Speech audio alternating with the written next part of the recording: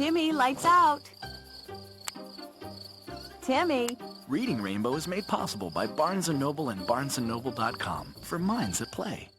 Funding also provided by the National Science Foundation, which supports programs that enable children to succeed in science, mathematics, and technology. The Arthur Vining Davis Foundations, and the Corporation for Public Broadcasting, and by contributions to your PBS station from viewers like you. Thank you.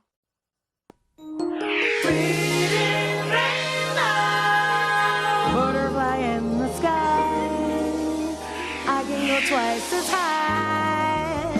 Take a look, it's in a book, a reading rainbow. I can go anywhere. Friends to know and ways to grow, a reading rainbow. I can be anything. Take a look, it's in a book, a reading rainbow. Reading rainbow.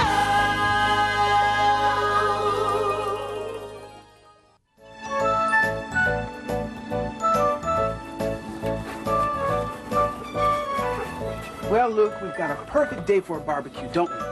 The whole gang will be here. It's gonna be great, huh? Yeah. Now, got my cooking utensils. Ooh, the grill's ready. The coals are nice and hot. Hey, Luke, have you seen my apron? Ah, there it is. Thanks, Luke. What a good dog. Out? Out? Thank you so much, Luke. Luke is a great dog. Yes, I love you too. Dogs make wonderful pets. And so do cats. Now, here is a story about a cat who... I'm sorry, I really need to get that. I'll be right back. Oh, man, forget about cats, will you? It's dogs that you ought to be barking about.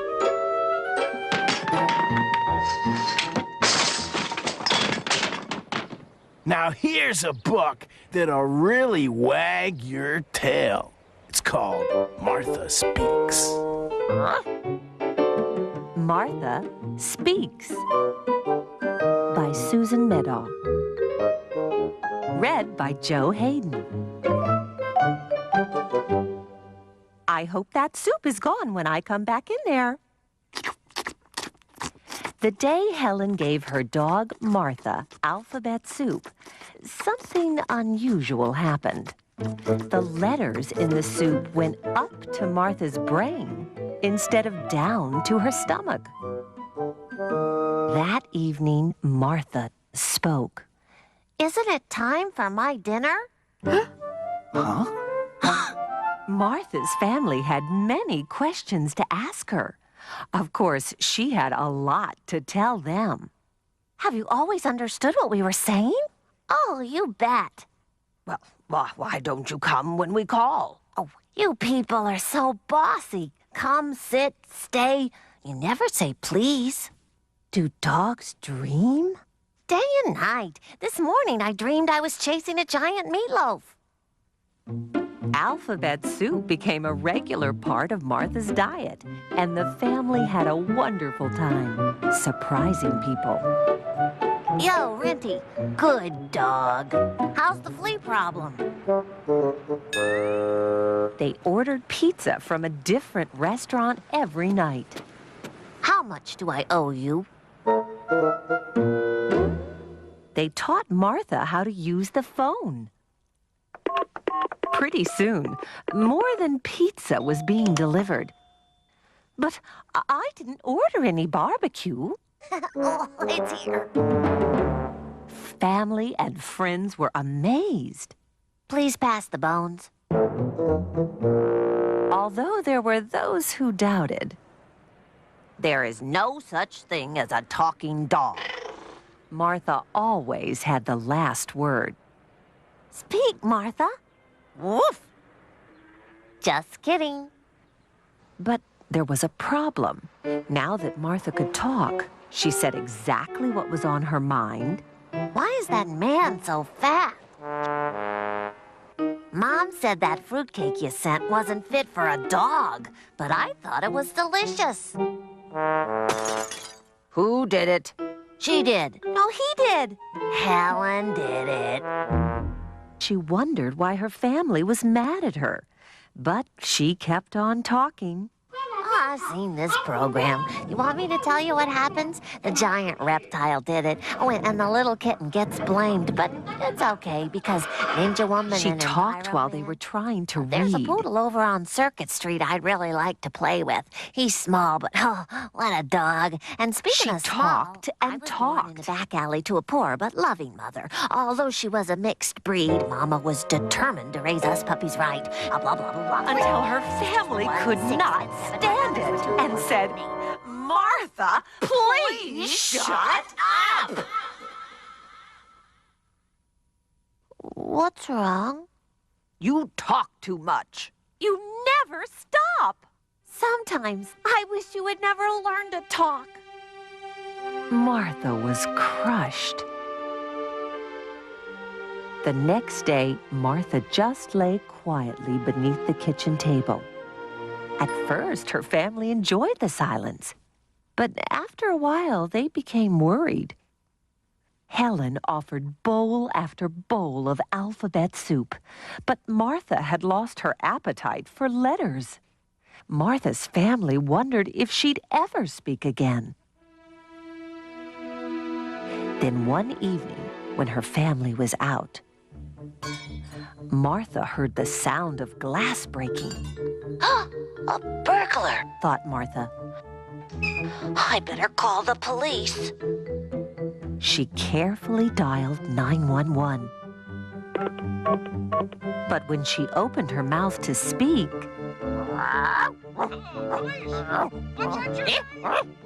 Martha hadn't eaten a bowl of alphabet soup in days.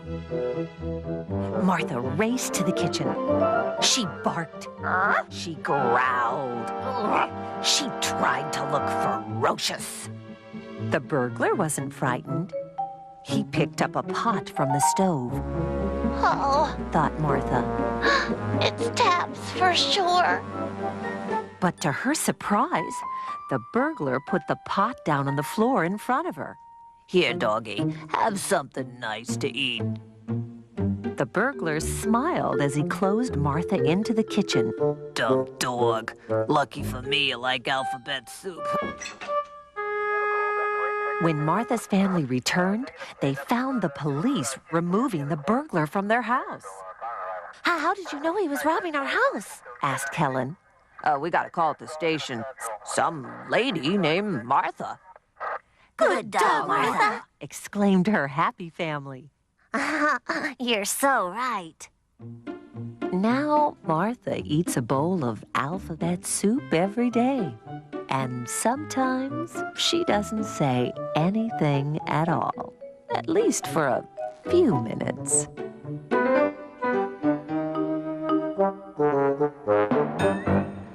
That's so doggone inspiring. But hey, you want to see something really cool? Come on in. Have a biscuit. Don't worry, they're fresh. Now, check this out.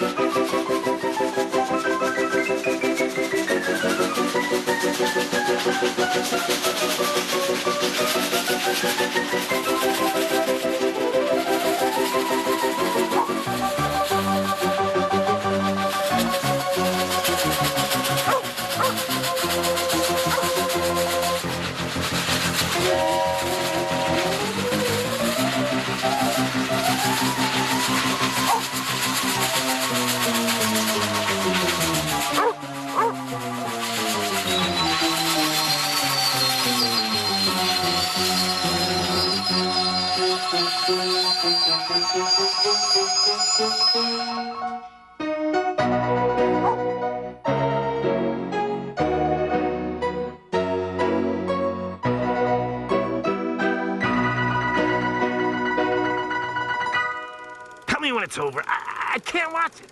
Is it over? Oh, phew. That last part always gets to me. You know, dog actors, they don't know how to act unless they're trained properly. That's where Michael Boxer comes in. Hi, good boy. That's a good boy. My name is Michael Boxer, and I've been training animals professionally for roughly 8 or 9 years. Good boy.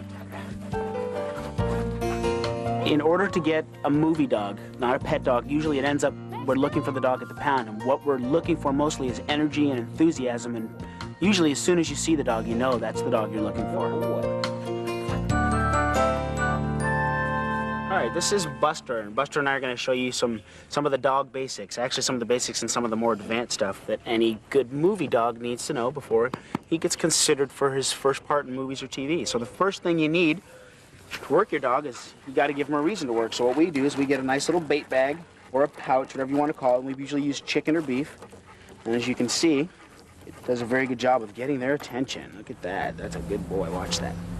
Now, when I'm doing this, I'm going to be using a visual cue with my hand and a verbal cue with my mouth. The reason we use both is because a lot of times when we're working on a movie set, we can't make any noise, so we have to just use the visual cue.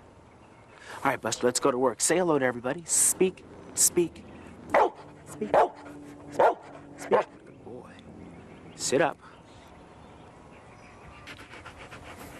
Up high. Very good. And take a bow. Very good, Buster. Good boy. All right, come on down here. Let's show him some more advanced stuff. Good boy. Very good. That's a good boy. That's a good boy. Come over here. Stay. Okay, something comes into the backyard. It really scares you. You back up so you can watch it. Back up. Back up, Buster. Good boy. Back up. Stay, but you've stepped on a thorn. You're wounded. Show him how bad it hurts. Come on. Easy. Easy. Good boy. Easy. Good boy. All right. That's a good boy, Buster. I'd say it's the most important to have a good relationship with your dog, because in order to train your dog, there has to be trust. There has to be an understanding and kindness and love and affection in order to get the dog to do the things you want him to do. Good girl. That's very good. Jeez, look at that face. Hi, Perky. One of the cutest behaviors I think you see in the movies is having a dog put their feet up and hide their eyes. And from a trainer's point of view, it's actually very simple to teach. Obviously, the first thing you're going to have to teach is the dog to put their feet up. So what we're going to do is that to begin with. Move back to an area where she can only get her feet up. Good girl. Come here, Casey. Put your feet up. Kind of guide her a little bit. Give her the piece of food. That's very good. That's a good girl. And once you've done that a few times and she understands what put your feet up is, then you're going to go to the next step, and that's going to be to put your head down. So what you're going to do is get another piece of food, stay, and you're going to put it between her legs and tell her to put her head down. Give her the piece of food that's down there and tell her to stay. Hold it, stay, stay, stay. Good girl. That's very good. Very good. Girl. And after you've done that a few times and you feel comfortable that the dog knows both behaviors, you bring it to somewhere else, a new area, stay. Casey, put your feet up, stay. Hide your eyes. Stay.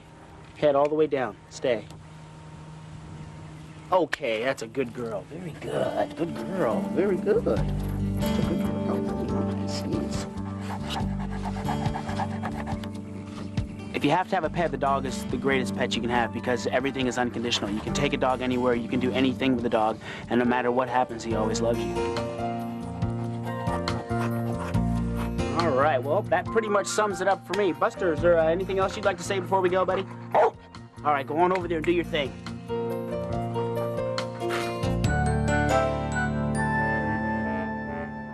I wonder where LeVar is. He's probably still on the phone. Well, it's time for my walk. Come on, you take me.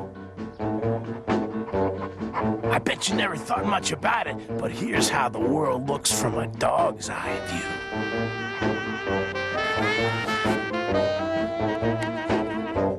Hold on just a second. I gotta smell these flowers. I really shouldn't be doing this. It's one surefire way for me to end up in the doghouse, but I can't resist. Hey, LeVar, I thought you were gonna give this to me. There's my friend Phoebe. Hey, Phoebe! You know, I really like her, but she's kind of stiff. You know, some mornings, all you feel like is a good sniff in the grass. Well, who is this? Hi, how you doing? I'm sorry, what did you say? Oh, ribbit. I don't speak amphibian. Boy, a little jumpy, aren't we? I guess I come on too strong sometimes, huh?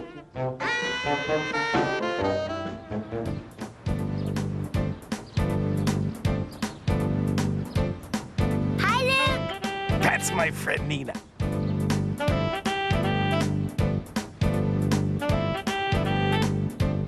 I just love this kid. And you know something? I think she kind of loves me too. Hi, Luke. She's so cute. This is the primo hydrant in the whole neighborhood, and it's mine. Oh no, it's Elaine, our annoying neighbor. I hope she doesn't see me. Look! Oh, no. I see you hiding behind that tree. You come out here right now, my little precious. Come here. Come on. Oh, brother. Well, what are you gonna do? I can't insult her. She's a nice person. I think I'm the only friend she has. A little treat for you. Come on. Oh, no. Oh, No, my not that. little Not baby. the hand. I love my little Luke. Yes, I love you. I love you too, Elaine. I have a treat for you. You know me. I'll eat anything. I gotta wonder, how long has this thing been in her pocket? Sweet little Luke. Hey, there's Lynn, our mail carrier. Hi, Luke. How are you? I got some mail here for LeVar. You gonna take it in? All right, here it goes.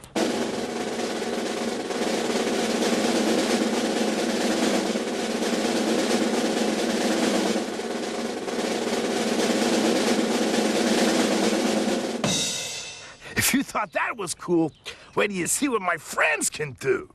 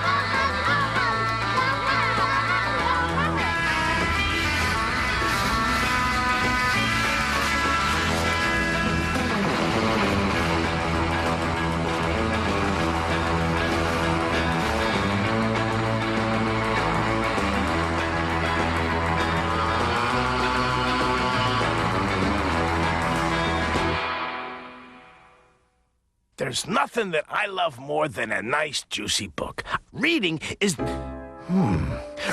most important thing that you could...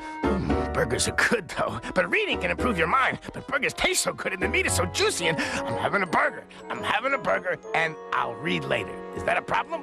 Hi, I'm David. One of the funniest books I ever read is Earth Hounds, as explained by Professor Zargle.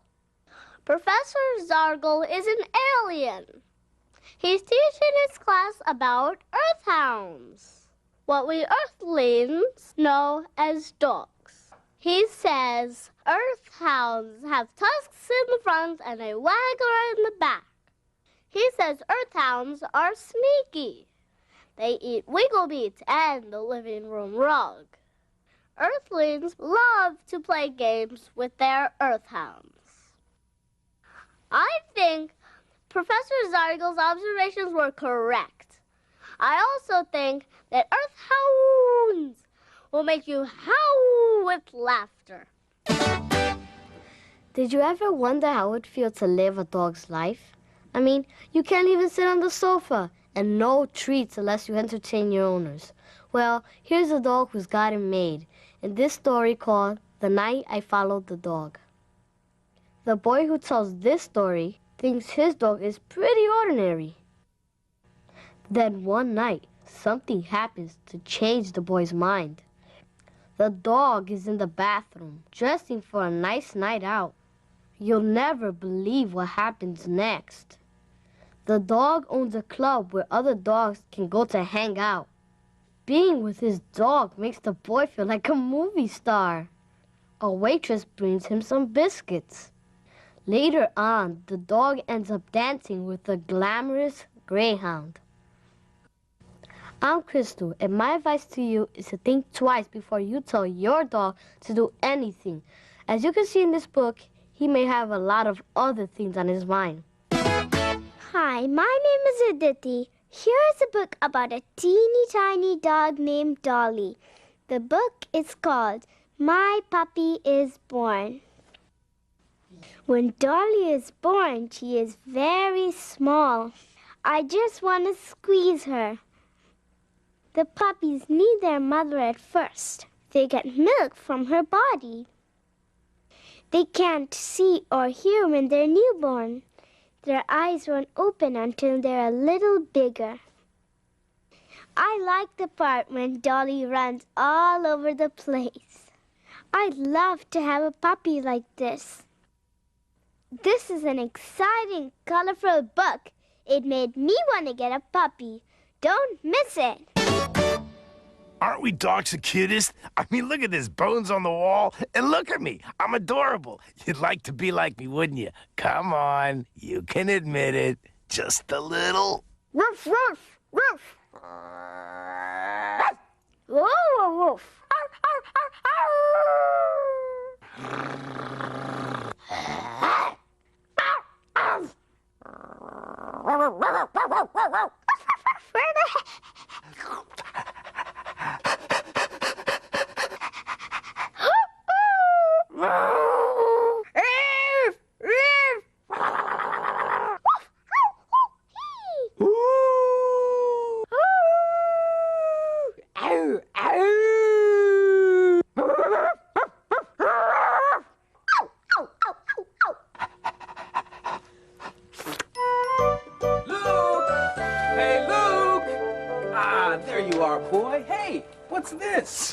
Martha Speaks? Well, that's a pretty good book. I like this book. You know, I'll tell you what. One day, we'll do a show about dogs and you can host, huh? How's that? I bet you'd like that, huh? Now, where was it? Ah, the cat book. That's funny. I thought I left it here. What? I wonder what happened to that book. I'll see you next time.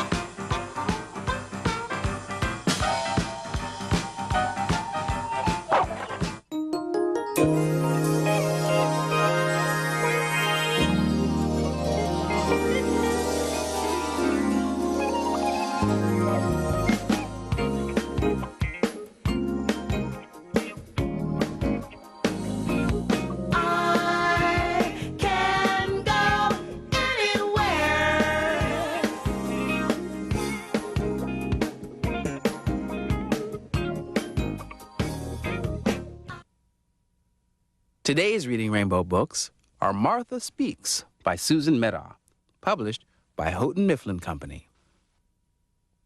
My Puppy is Born by Joanna Cole, photographs by Margaret Miller, published by Morrow Jr. Books, a division of William Morrow and Company. Earthhounds as explained by Professor Zargle, written by Gene Willis, illustrated by Tony Ross, published by Dutton Children's Books, a division of Penguin Books USA, Incorporated. The Night I Followed the Dog by Nina Layden, published by Chronicle Books.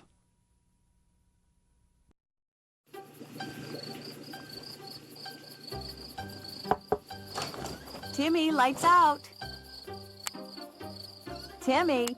Reading Rainbow is made possible by Barnes & Noble and barnesandnoble.com for minds at play. Funding also provided by the National Science Foundation, which supports programs that enable children to succeed in science, mathematics, and technology. The Arthur Vining Davis Foundations, and the Corporation for Public Broadcasting, and by contributions to your PBS station from viewers like you. Thank you. Doink.